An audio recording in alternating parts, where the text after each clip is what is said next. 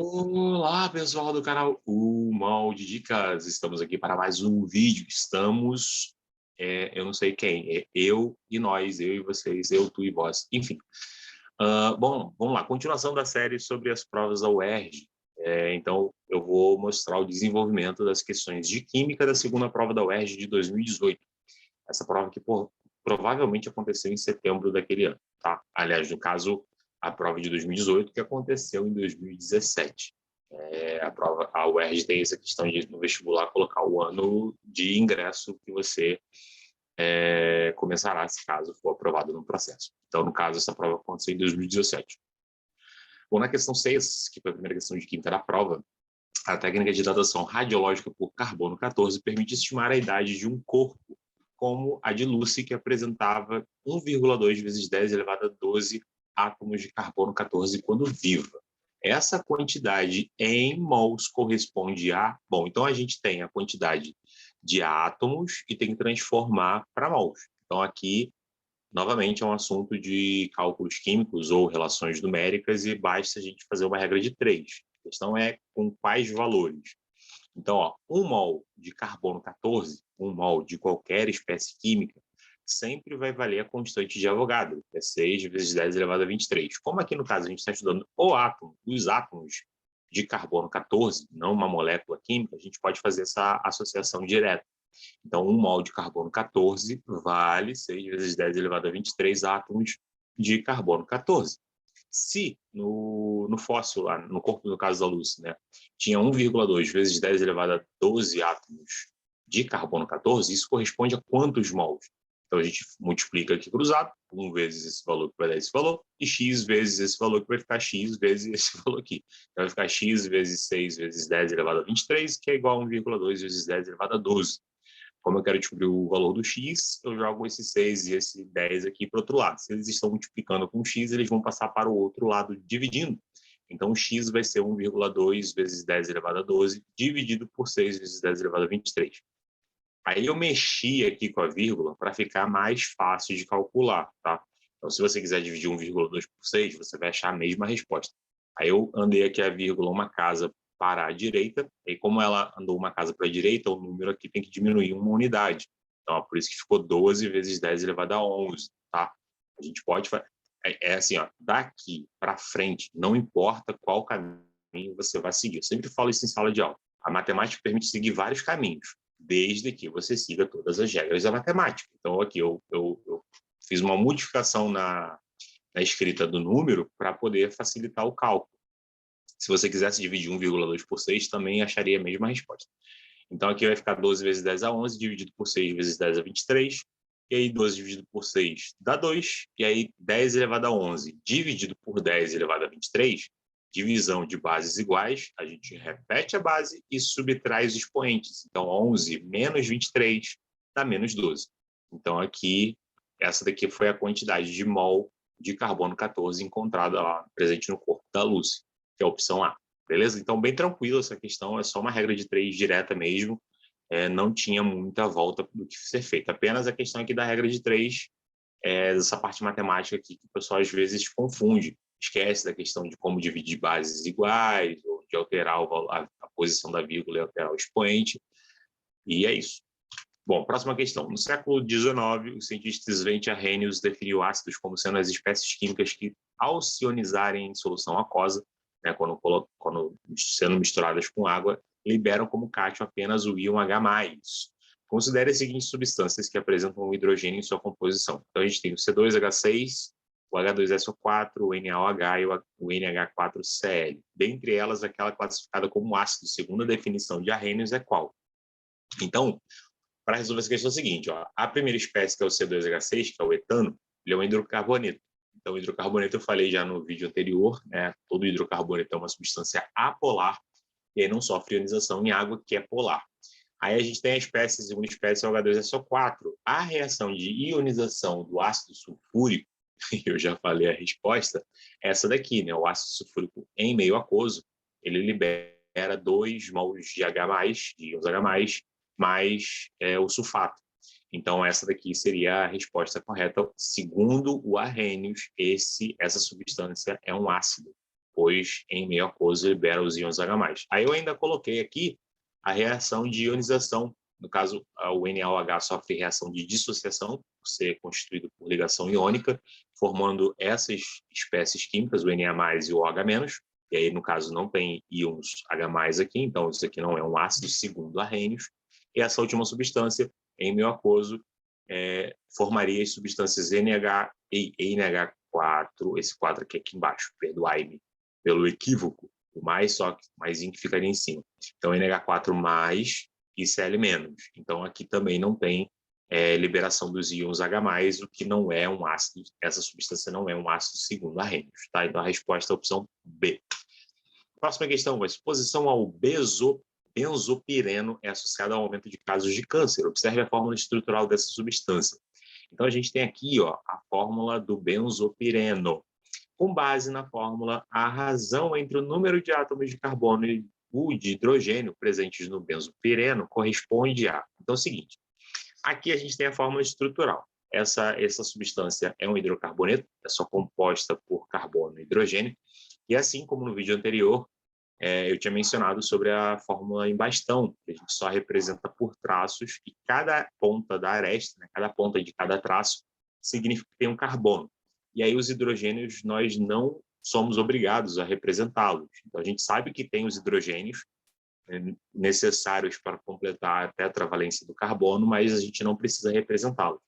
Então, aqui, a gente tem vários carbonos, cada ponta desse desenho é um carbono, e os hidrogênios que não foram desenhados.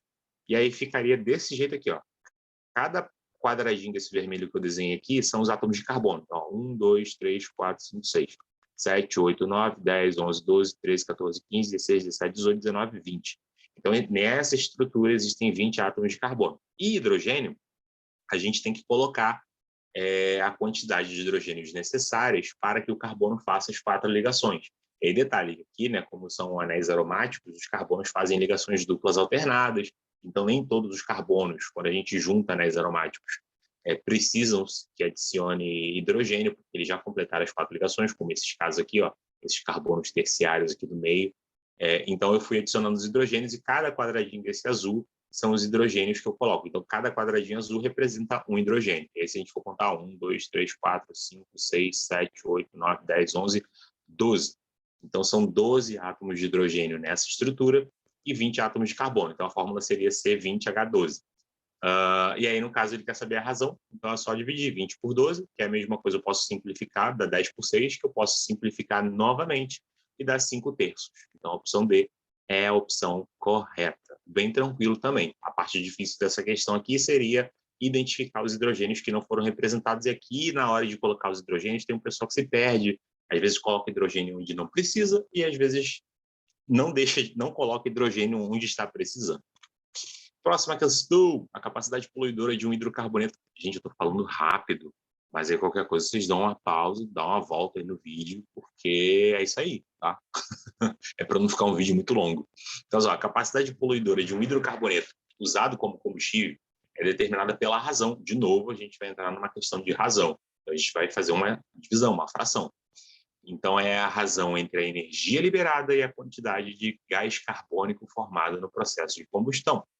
Quanto maior for a razão, menor vai ser a capacidade poluidora da substância. Então, a tabela abaixo apresenta a entalpia padrão de combustão desses hidrocarbonetos. Então, a gente tem aqui a queima do octano, libera isso de energia. Aí, detalhe, né? Aqui a entalpia está com valor negativo, o que prova que as reações de combustão são exotérmicas. Olha aí, olha o gancho aí para outro assunto de química.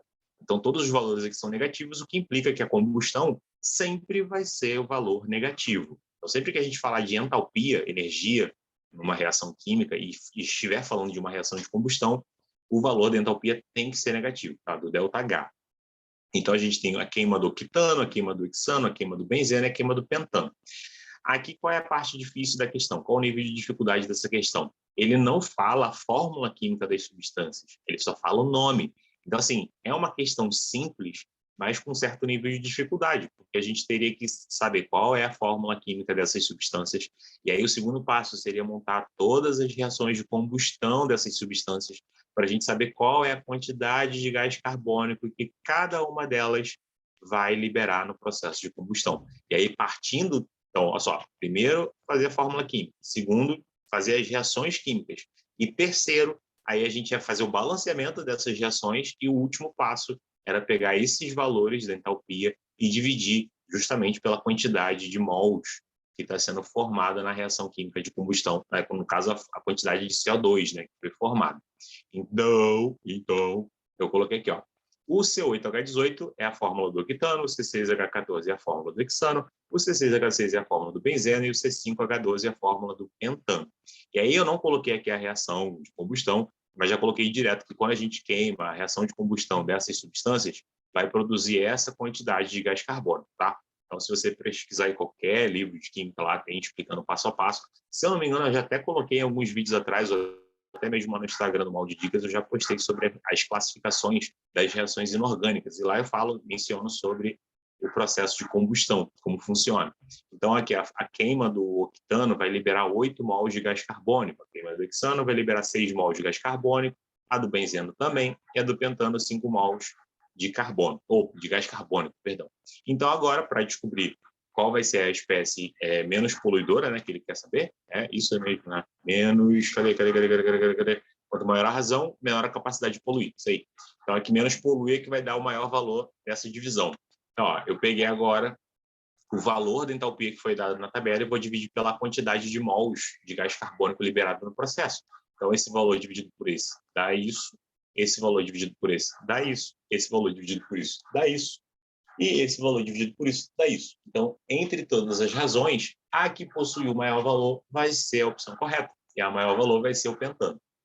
Então, de todas essas substâncias, a que polui menos é o pentano. E a opção D é a resposta correta. Tranquilo? Então, essa aqui já é assim, não é uma questão difícil, mas é uma questão elaborada, porque existem vários níveis, várias etapas. E aí você vê, né, a primeira prova do ano normalmente é assim, tá? A primeira prova do ano tende a ser mais tranquila, e aí a segunda prova normalmente vem com um pouquinho mais de dificuldade. Normalmente, mas não é uma regra, não. E aí, no caso, é claro que o UERJ do ano que vem vai ser uma prova única, então isso aí também cai por terra.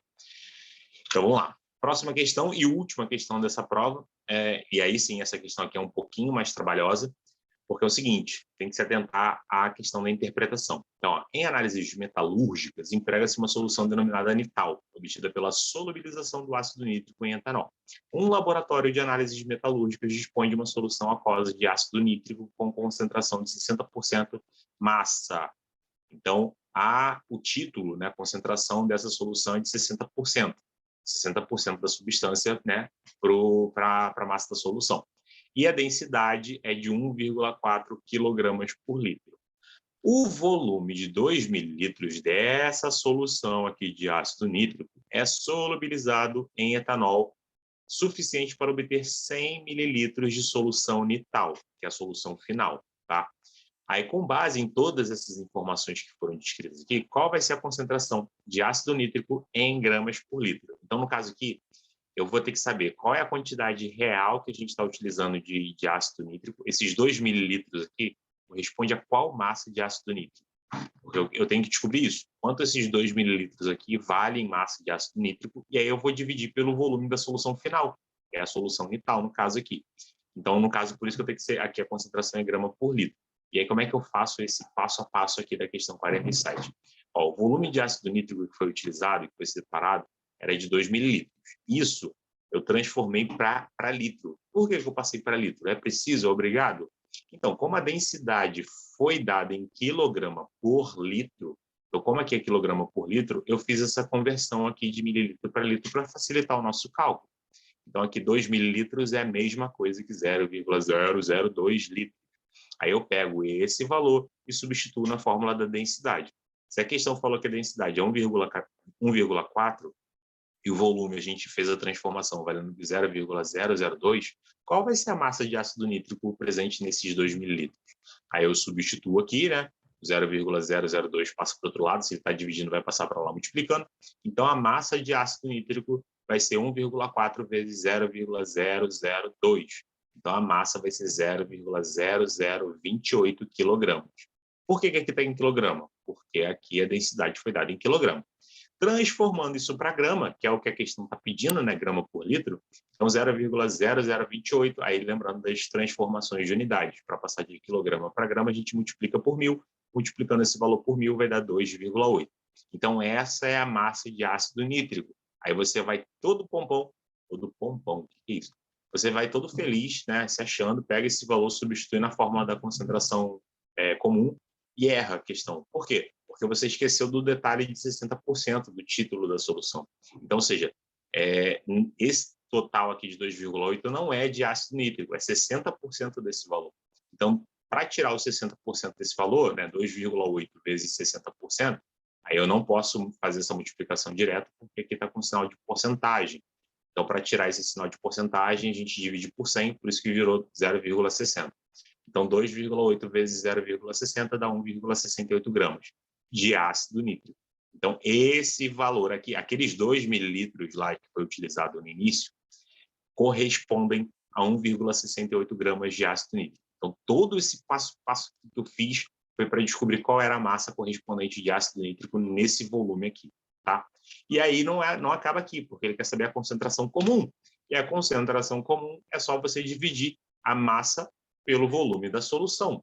E aí, no caso, a massa que a gente descobriu foi 1,68 e o volume foi aquele lá, 100 mililitros de solução unital. Então, transformando para litro, é a mesma coisa que 0,1. E aí, no caso, essa divisão aqui vai dar 16,8, que é a opção C. Eu ainda nem cheguei a fazer de substituir esses tipo, se eu pegasse esse valor aqui e substituísse aqui no lugar do 1,68, se teria a opção correta. Eu não fiz isso. Mas, normalmente, existe essa possibilidade. Tem bancas que ainda fazem isso, que faz de propósito, esquecendo uma parte para ver qual vai ser o resultado errado que vai ser obtido e coloca lá como opção. Então, você esquece de fazer esse último processo aqui, acaba achando um valor que está dentro das opções, mas não é o valor correto.